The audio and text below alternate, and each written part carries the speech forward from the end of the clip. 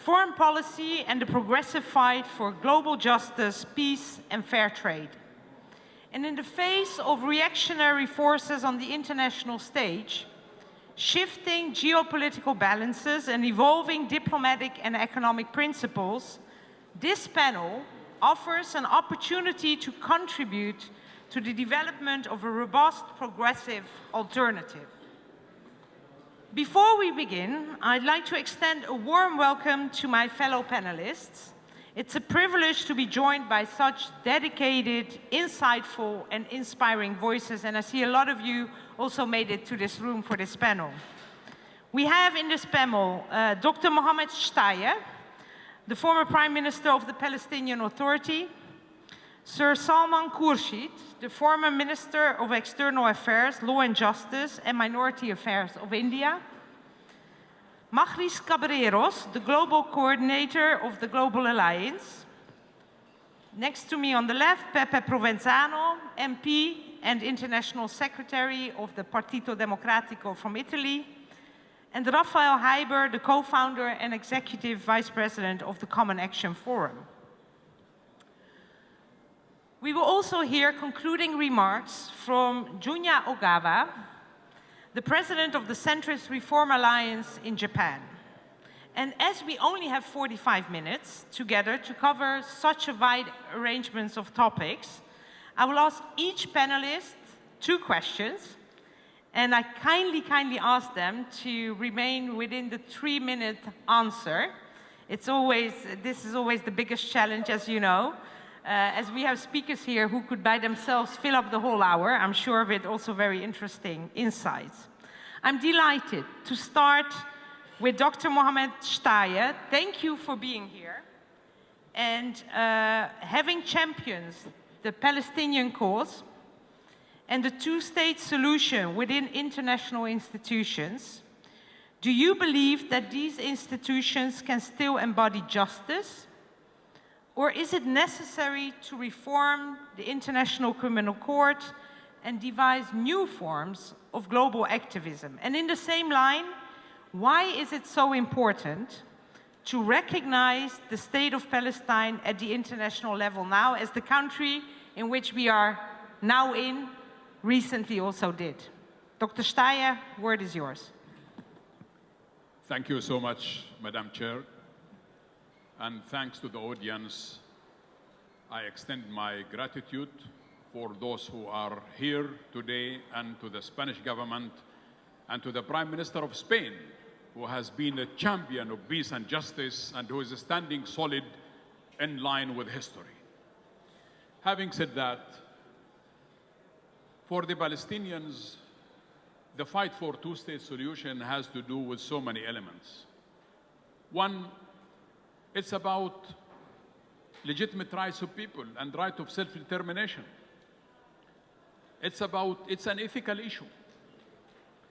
It's for those who believe in 2 states that has recognized one state, they should recognize the other. And the Palestine question has been the center of gravity for the whole region for so many years.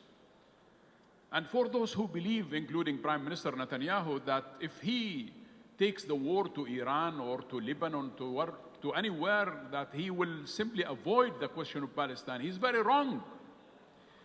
Having said that, it's not about the reforming of the ICC.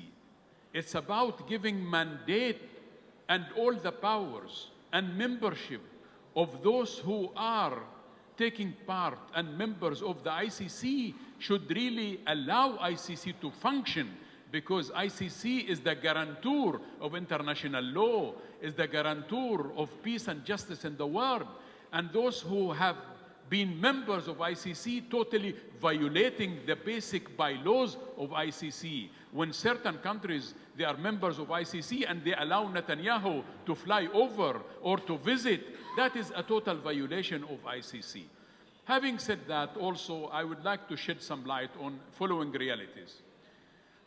My dear friends, the issue of the 2 states today, if you look at the reality on the ground, we see systematic destruction by Israel of the 2-state solution.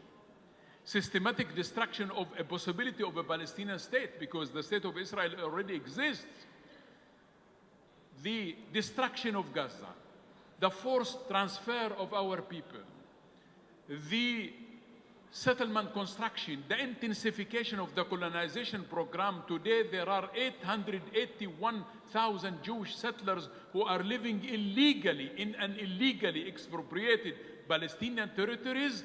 They should not be there, but this has been designed to fully and totally erode every possibility of a Palestinian state. In order for me to conclude on this question, I hope that this coalition, the Progressive Alliance Mobilization, should stand solid to protect international law, right of self-determination to people, on top of which the Palestinians, and also we should stand solid and create a unified front to make the Israeli occupation costly. Because today, look at what is happening. The borders of Israel has expanded by 541 square kilometers. Today, the security borders of Israel are on the borders of Russia, fully eroding Syria, Lebanon, Jordan, Iraq, and now over the skies of Iran on the borders. We should not allow this expansion mentality of colonial regime to continue violating international law. So back to your question, I think, yes, we need to empower ICC, to enable it to take decisions that are implementable, not only for papers on the shelves. Palestinians have the right to self-determination, including living in a state, a sovereign, viable, contiguous state of Palestine on the border of 67, including Gaza, Jerusalem as the capital of the state of Palestine, and the West Bank, and the Palestinian refugees have all the right to return. So today this forum should make their voice loud and clear in the same way that Spain did, in the same way that Italy. We are hope that you take the issue of Palestine further. Netherlands and all the countries who didn't yet, they should do it. That is what I hope, and that is my message to this incredible forum that we are gathered here today. Thank you very much.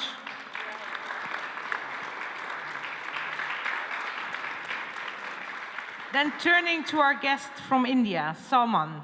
In your experience as India's former Minister of External Affairs, and in the context of persistent geopolitical conflicts across the world, how can states strengthen their diplomatic alliances and partnerships to enhance collective security and defense and achieve a lasting global peace? Well, thank you very much. This is a core issue of foreign policy in our country, and I believe that this is an issue that causes anxiety in many countries of the world. Certainly, the progressive world is concerned and worried about what has happened of late. We've seen. In India, we've grown up on the idea of non-alignment. Please understand that non-alignment was always different from being neutral. There was a reason why the expression non-alignment was used, so that you could retain an autonomy of an independence of your sovereign thought, but with certain set of values that you used irrespective of whether you were dealing with friends or foe. And if you were not aligned, you wouldn't necessarily have many foes, but the strength and courage to be able to speak to a friend, to say that this is wrong, this is against values that we share, this is against the idea of the world that we share, is something that was very significant and important. In an imperfect world system, the rules, though, were largely structured to ensure that an imperfect system worked. We were able to give strength to the value-based rule system because of believing in non-alignment. Having given up non-alignment in many ways, partly because of changes that happened in the globe, and partly because it was just felt that it was no longer valuable and necessary, we have given a great setback, as it were, to the rules-based order. And I have to admit with some regret that the powerful states that have voiced their commitment to a rules-based order have remained quiet when Gaza, which is the most visible current example of the departure from a rule-based order, and the global south has drawn conclusions from this. India's government itself, and we have repeatedly said this to our government, has been conspicuously silent on civilian casualties, on the ICJ proceedings, and even more recent times, in a more expanded manner, the sinking of the Iris Dana, which is a vessel that had come from Iran, was a guest of India, participated in exercises in India, and not too far from the Indian shores was actually torpedoed by the enemy of the Iranian government. This is all a matter, I do believe, because we have shifted ground from the value-based system that we have to be committed to. Values may not be an entire picture of the world global strategy. There has to be self-interest, but self-interest can be enlightened. Enlightened self-interest and narrow self-interest are vastly, vastly different. So I do believe the time has come for us to voice aggressively, strongly, and stridently from forums like this one that the selective application that's being permitted by powerful countries in protecting allies and sanctioning adversaries, the system does not remain viable. It's important that we return to a viable system. It's in the darkness that we must search for light, and it is important that we find the light during our lifetimes. Thank you very much. Thank you for this hopeful message. Then, Matris, you were active with the Filipino Akbayan Citizens Action Party, and also a lot of you know her also from the Network for Social Democracy in Asia. Asian Pacific countries also face serious risks from climate change, be it geopolitical tensions, energy market disruptions, and more. And how can the Asia Pacific region and the EU strengthen our economic, diplomatic ties, especially to overcome the major global challenges that we are discussing? Thank you, Kathy. If you look at those countries that are affected by the oil crisis because of the war in Iran, you will see the top ones in Asia that are now tripling the cost of fuel more than any part of the world, who are now in military governments for the past 30 years. These are from Asia, like also in Africa. Who are the most vulnerable in climate change? This is in Asia. We experience in the cooperation of our sister parties that should not be a normalized reality, but it has to be basis of cooperation to overcome problems with our sister parties, especially in Europe, and the institutions in Europe. You have political economic instruments that are available. But the current world that we live now, the priorities are different because foreign policy is characterized by transactional politics, very, very rampant these days. Inward nationalism, very rampant these days. But what would Asia Pacific, Indo-Pacific learn, benefit from European cooperation? I said the three problems: climate change, democracy, energy crisis. And these are crises that are not only being debated in Europe, but are also being shared with European solutions that I think should be basis of our cooperation. to solve problems on energy transition, to solve problems on disputes on sovereignty, to solve the crisis of democracy, which, well, Europe is also facing. But Europe has instruments to look at environmental, political, human rights standards in your trade and foreign policy that should be applied, yeah?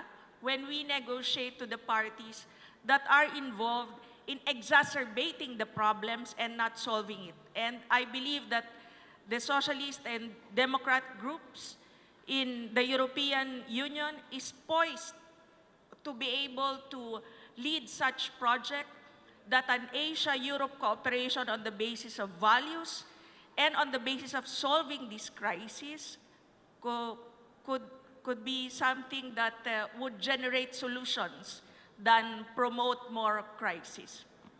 Thank you very much. And then let's turn to the perspective of Italy. Peppe, we saw last week, I think, for the first time, a united politics in Italy, but that was only due to the attack of the American president. But normally, the Partito Democratico is a very vocal critic of the policies of Giorgia Meloni's foreign policy, be it, like we discussed, be it in Palestine, be it now with the war against Iran. What do you think, describes a value-based, progressive foreign policy where we respect international law, human rights, fundamental values? Thank you, Cathy. First of all, let me thank the PS, Macris, the Progressive Alliance, and our Spanish comrades for organizing this wonderful global progressive mobilization, because as we always say with the line, we cannot leave internationalism to the nationalists. Progressive cooperation today is not an option, it's a necessity and a duty. A necessity because from the United States to India, from Argentina to the heart of Europe, we are fighting the same battles. In every country, the right wing is a part of a global movement that is eroding democracy, dismantling a rule-based international order, and spreading chaos around the world. And the liberal democracy, a paradox theorized and practiced by Viktor Orban, was defeated in Hungary, but the battle is not over. In Italy, we have just achieved a great result, let me say, because we won the constitutional referendum and prevented Meloni from changing the foundations of our democracy. There is a great lesson here that we would share with you, because unity is the key. Remember, Giorgia Meloni is in power because the progressive and democratic camp was divided. It was not sufficiently mobilized. We cannot give them this gift again. Well, Putin, Trump, and Netanyahu do not merely share a political style. They share a worldview, one in which the strong do as they will, and the weak suffer as they must. The progressives must respond equally at global level. But first, as European progressive, we must be honest about Europe, because so far Europe has not reacted with strength to all of this. And it lost credibility in the eyes of the world when it failed, for example, to speak the same words it spoke for Ukraine in the face of the genocide in Gaza. When it failed to take coherent and brave actions, such as suspending the EU-Israel agreement, which today stands as the symbol of the double standard. There has been an exception to all of this. Our comrade President Pedro Sanchez. Giorgia Meloni was at the opposite extreme. She was the only leader who legitimizes the attack to Venezuela. Meloni has been always MAGA. She took part in that ridiculous board of peace that we called board of war.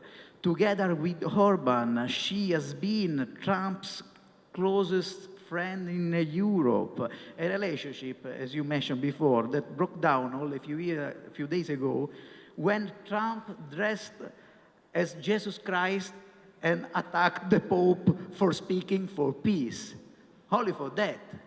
So, as Orban has been defeated, she will be soon. Also because in these difficult years, we have built a different vision, very, very close to Sanchez's one.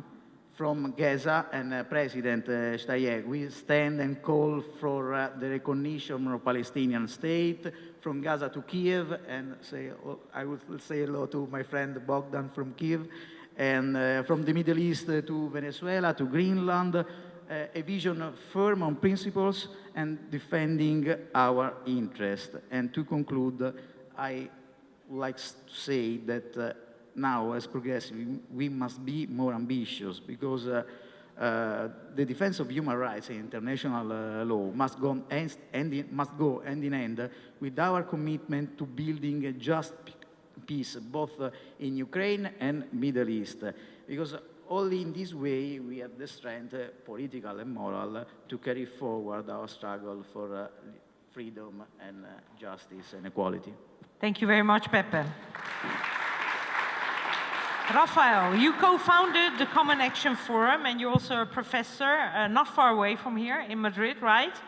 And tell us, what is your diagnosis of the current geopolitical state of the world, and what are, according to you, the structural problems we need to be aware of to overcome the crisis we are facing?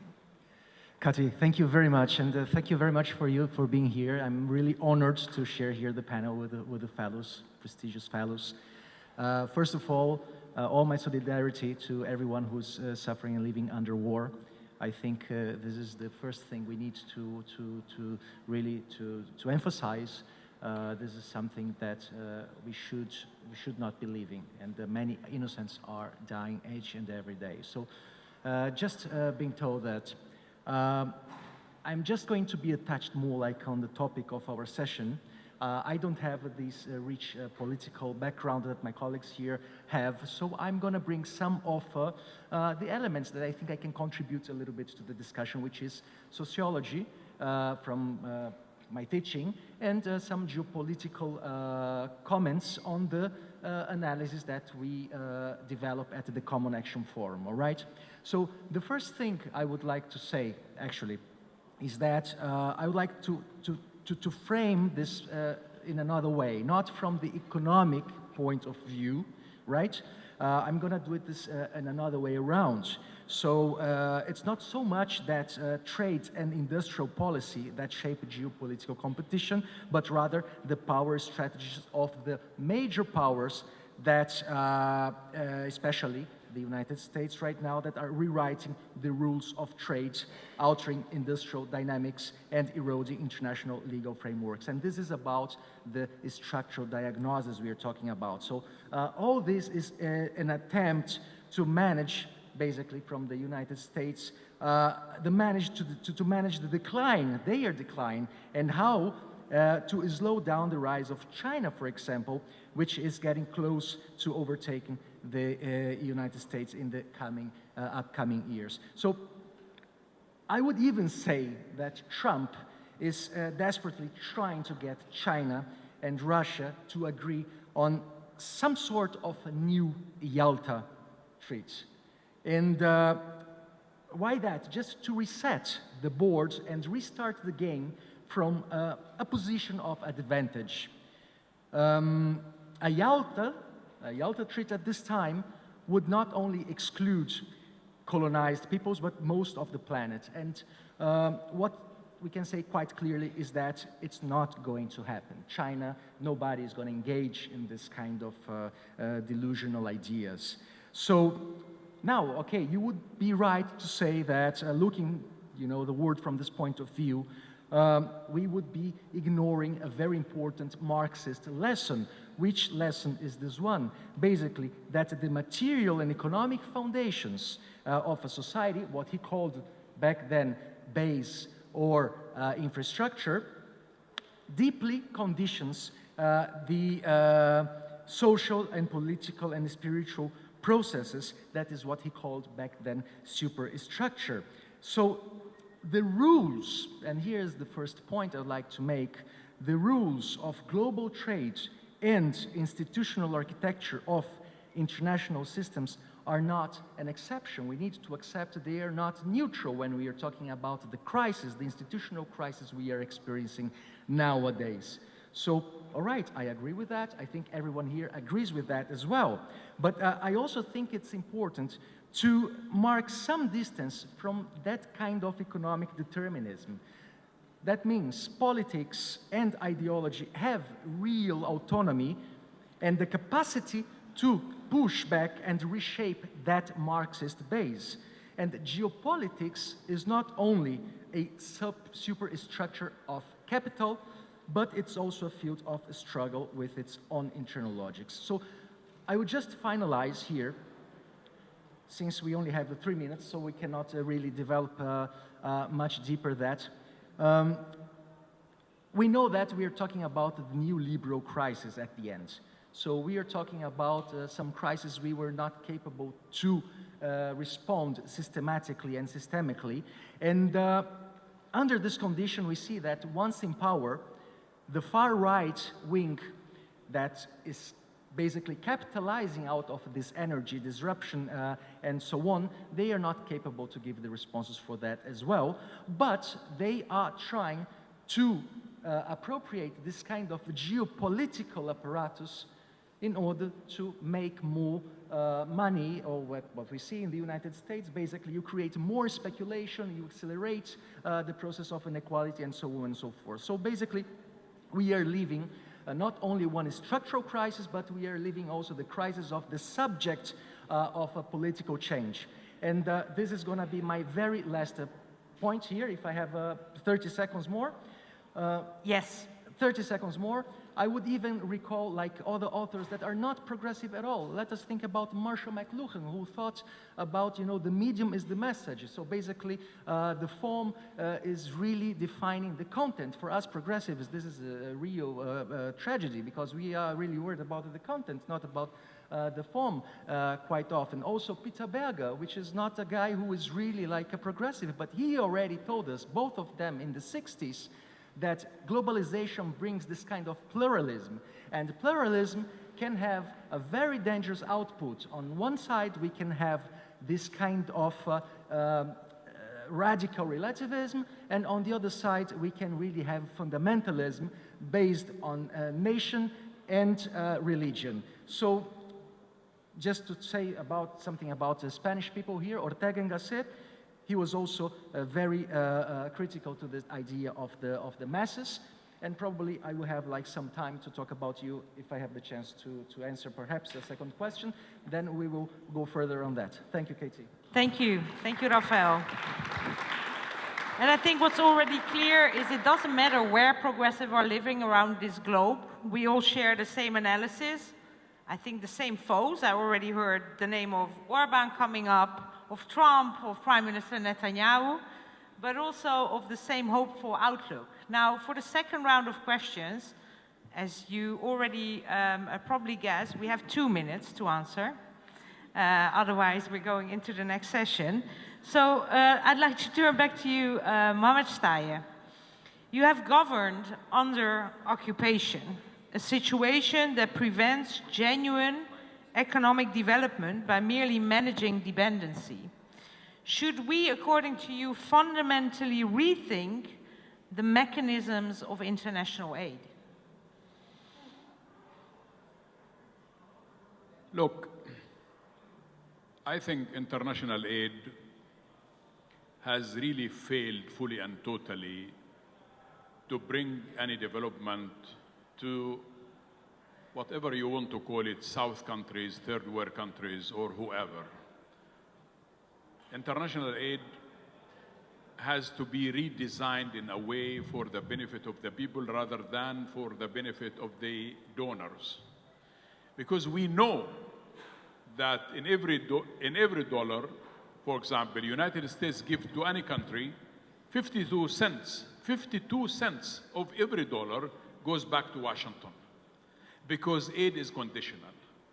And therefore, I think aid should not be conditional, one. Second, when it comes to economic development, in Palestine, for example, and in the region in general, Israel has a categorization of the region based on what I call 4 M's: minds, money, markets, and muscles. Minds is technology and so on, and Israel wants to have a monopoly over whatever they call minds.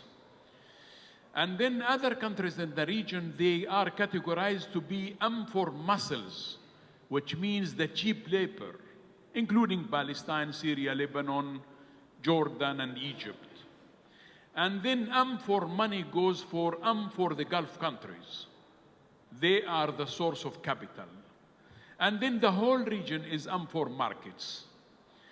The issue has to do with that one single country is allowed to graduate from one category to the other. And that is what happened in Palestine. When the Palestinians have moved from a peasantry to urban, to data, to modern economy, to technology and so on, we have been pushed and distracted and destroyed. Same has happened in Iraq. Same has happened in the region, because the region is condemned to fall within this categorization. The other point I would like to mention, under settler colonial regime, economic development becomes extremely de-development rather than development. De-development, it means at a time when Israel controls all inputs of economic development, including labor, including capital, and including land as an economic input. Palestinian land is shrinking every day because of settler colonial regime, and because there are today 881,000 Jewish settlers who have been taking land, dispossessing Palestinians and taking land for free. Remember one important thing: you have visited the region so many times, and you have seen the settlers taking land for free, taking water for free, and now they are confiscating cattle, sheep and goats and cows and donkeys and horses are taken by force by the settlers from Palestinian farmers and so on.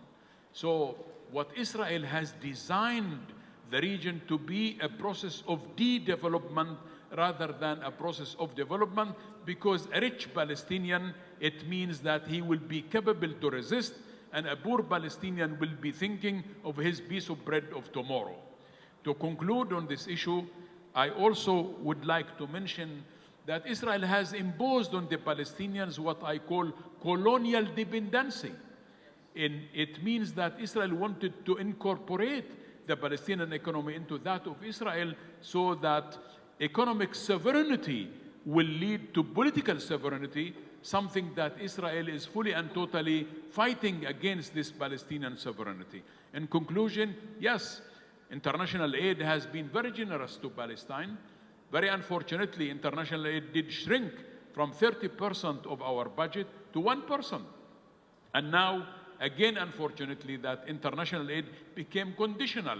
For example, Europe has been saying that if you don't change the textbooks of the Palestinians, then we will reconsider giving you aid. What does this changing the textbooks? They are asking us, for example, to say that Palestinian refugees don't have the right to return. What shall we say about Palestinian refugees who have been more than 80 years in the refugee camps of Lebanon and Syria? Shall we say that they have been camping, they have been on vacation, that we cannot say that Jerusalem is integral part of Palestine? What shall we say? That Jerusalem is integral part of Israel? We will never say that. We will always say that Palestine is going to be free, and Palestine is going to be sovereign, and that Jerusalem will be the eternal capital of the state of Palestine. That is what we will say. Shukran. Back to Salman. For more than a decade now, Indian Prime Minister Modi has been weakening democracy, weakening the freedom of speech.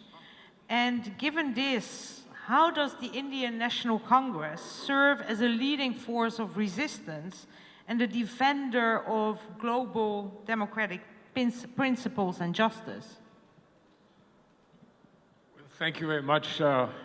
It's always very difficult to come across national borders and be confronted with the reality that's at home. The very fact that we are here with you, and the very fact that we had hosted you in India last year against much resistance, we believe that doing it again this year will be a clear announcement of our commitment for the cause that you represent, the Progressive Alliance represents. Now, we are in a very, very difficult situation in our country because there's a very complicated manner in which the idea of economic development has been intertwined with the hegemony of a religion.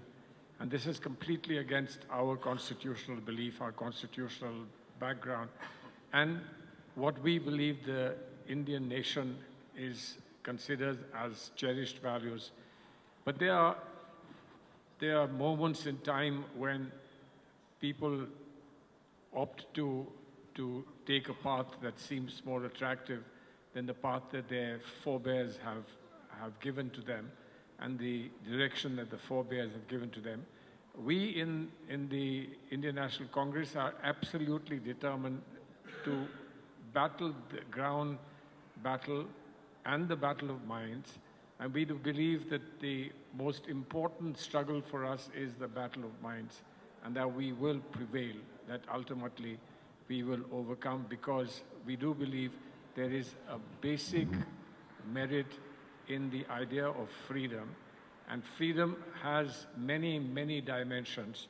And just mouthing freedom and not letting people being free is a very troublesome thing. But we are committed. We are committed to freedom of every kind, social liberty, to have freedom of choice, to have freedom of the way of life, and diversity as a special dimension of national existence. And I think that's what we share with all of you here. And I do believe that if we voice this concern together in the world will finally listen. There is no reason why they won't, because the success of the conservative world based on their strategies is a temporary success. I do believe ultimately we will prevail in terms of the ideas that we have, the ideas of a progressive world. Thank you so much. Speaking of justice, Macris, you are also co-chair of the Feminist Foreign Policy Progressive Voices Collective.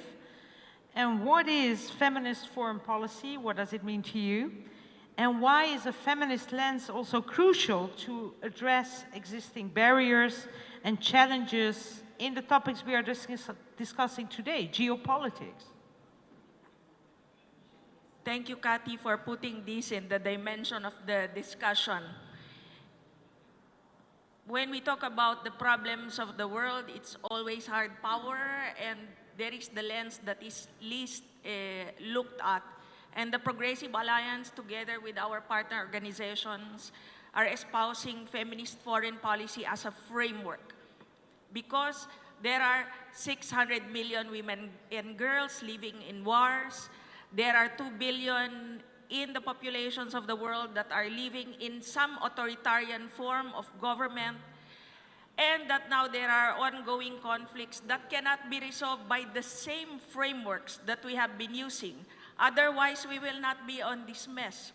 So our offering is a feminist foreign policy that is progressive and that is shared by both the global north and the global south, a decolonialized, equitable, and really putting into the lens the gender dimension of our problems. There are 3 responses to this. It's rights, representation, and resources. But these are not words, but evidences. These are evidences that when we see the lens of rights, resources, and representation of women, democracies are more resilient, peace is more durable, our international law is more taken up by equitable structured negotiations and economic growth, which is something that not all will share how to implement. But it is evidence that with using this framework, there is economic growth which everybody will not counter. So as feminists, as progressives, I started with the basis of our cooperation, values, and solutions to problems. And this is what we offer using the lens of feminist foreign policy. Only with using the lens of promoting women's rights, resources, and representation should we make solutions to these problems more durable, more lasting, more convincing. The task for progressives is to adapt it not only in Europe, but across the world. Thank you. Very good. Peppe, talking about trade, one of the dividing issues, not only in Europe, but if we're very honest, sometimes also in our own political family, has been the EU-Mercosur agreement. The Partito Democratico is in favor of that agreement. Can you tell us a little bit why you think this is a progressive agreement? Yes, thank you. And let me be frank. I think it was a huge mistake to keep our Latin American friends waiting 20 years to finalize this agreement. And when we finally managed to do it, I think it's totally crazy to be divided over it. We need more friends in this world, not fewer. And before I criticize the European Union for its weaknesses, but I want to say that both the agreement with India and Mercosur agreement have been the best response to Trump now, to the return of protectionism.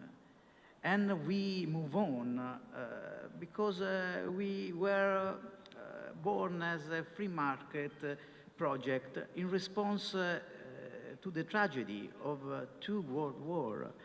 But to be honest, also unregulated globalization has not guaranteed peace. We must work as progressive to ensure that free markets are also fair. And what does fair trade mean? Not the uncritical free trade of the 90s, but agreements that include binding commitments on labor rights, environmental standards, and real mutual benefits. We cannot allow, I want to add one more thing, we cannot allow that the deep ties between, for example, Latin America and Europe to be reduced to trade flows alone. It's our interest as progressives, European, first and foremost, to transform this trade agreement into a space for a real global political cooperation. And in this perspective, I'm not a pessimist. If you look at the world beyond the so-called West, we realize that there is a majority of countries, of people that don't want to surrender to a new Cold War or to the empire's diplomacy. And we must become a compass, a beacon for the global majority that seeks peaceful cooperation for the well-being and the survival of our planet. And we must also work together in this, in the framework of this agreement, of this political cooperation, to reform multilateral institution, international financial architecture, to make it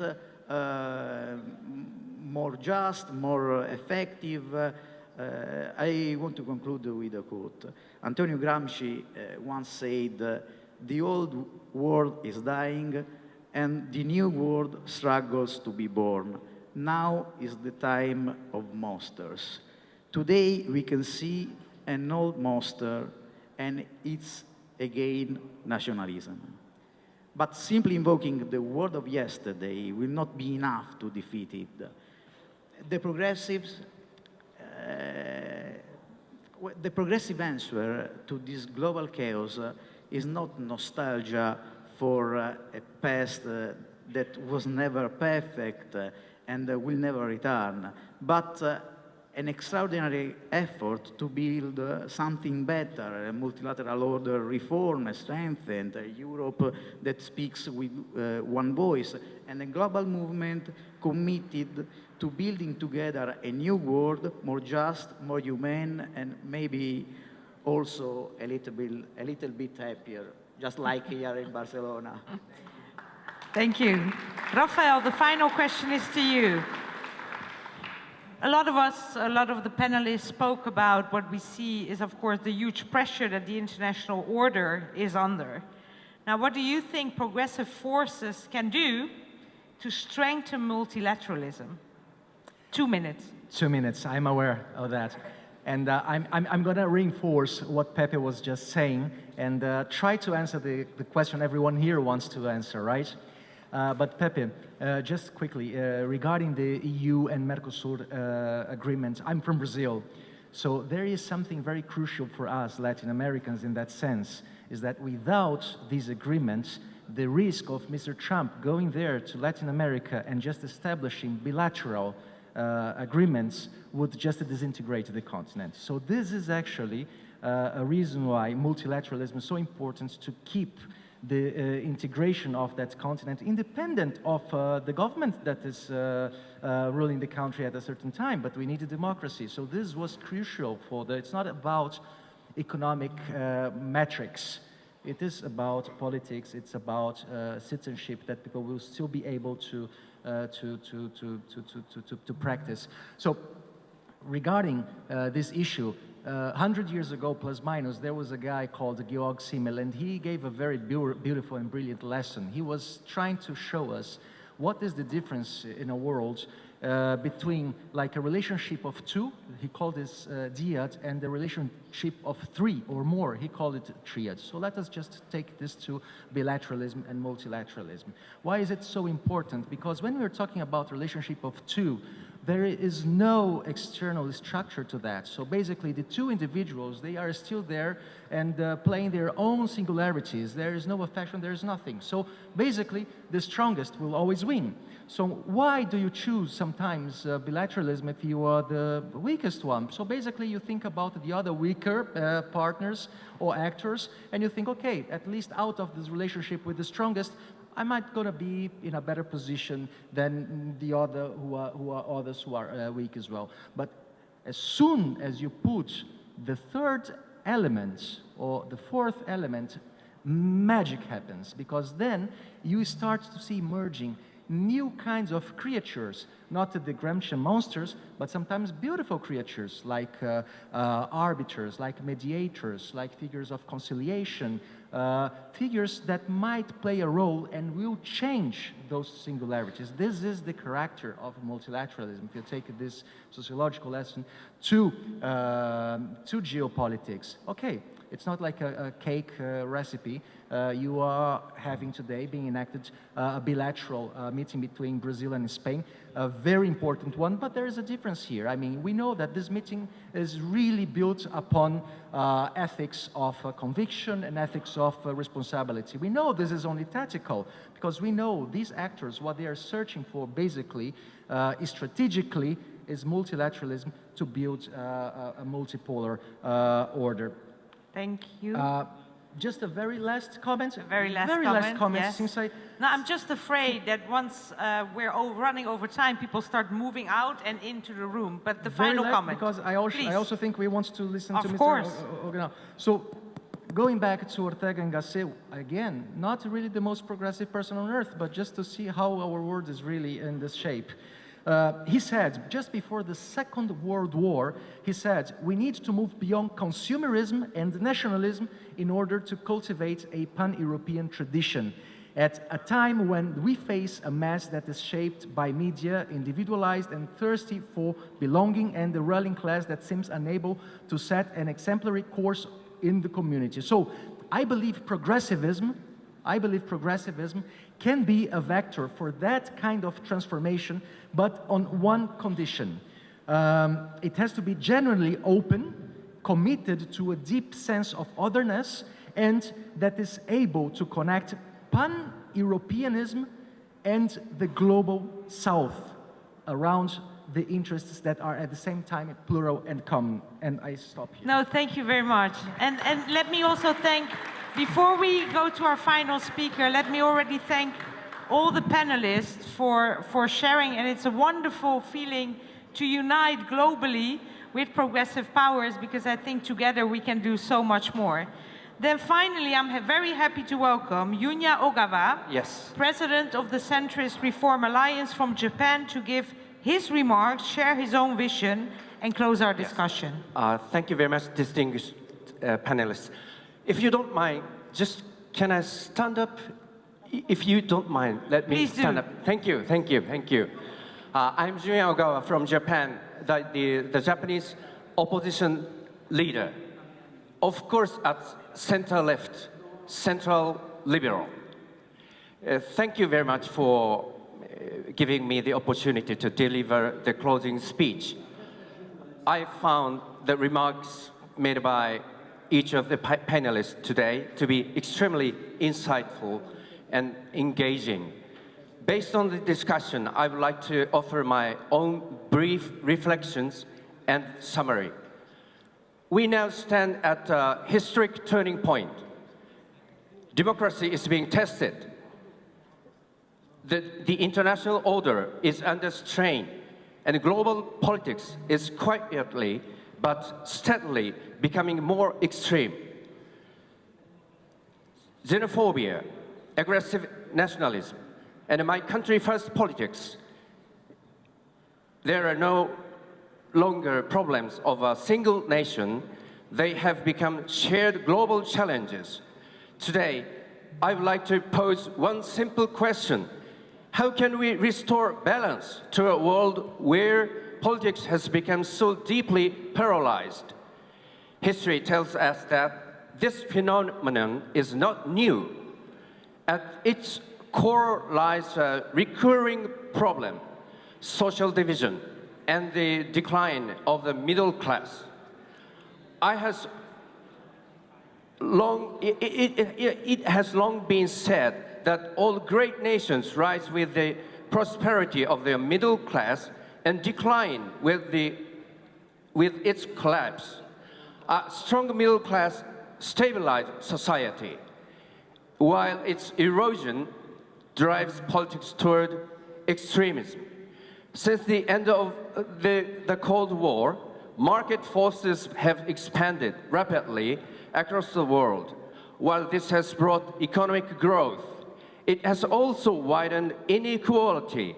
In many countries, the middle class has shrunk, dissatisfaction has grown, and support for disruptive politics has increased. Just two papers. At this point, we must revisit the very foundation of democracy. Democracy is a system of hope, but it rests on a critical condition: the existence of a strong middle class. It requires a modest level of economic security and mental space that allows people to care for others. This is the foundation that sustains democracy. In other words, the root of populism lies in the expansion of inequality and poverty. Simply criticizing populism will not solve the problem. It is like pouring water on the tip of a flame. We must address the source of the fire. One of those sources lies in the structure of the global economy. Globalization has brought tremendous benefits to the world. At the same time, it has also spread inequality and poverty. Goods, capital, information, and people have all crossed borders, yet redistribution mechanisms remain largely confined with national borders. Here lies one of the greatest contradictions of our time. The major challenge humanity faces, energy, climate change, food, and water, are all transnational. If we compete over them, we invite conflict. If we cooperate and share, we open a path towards solutions. Therefore, I would like to propose a guiding principle: redistribution without war. Throughout history, major corrections of inequality have often been achieved through war at enormous human cost. But must we repeat that pattern? No, we must change it. Instead of war, we must rebuild our societies through democratic dialogue and consensus, making them more just and equitable. That is our responsibility. To those who advocate my country first, I ask, can one nation truly prosper while the world suffers? Can the people of one country remain happy while others are in distress?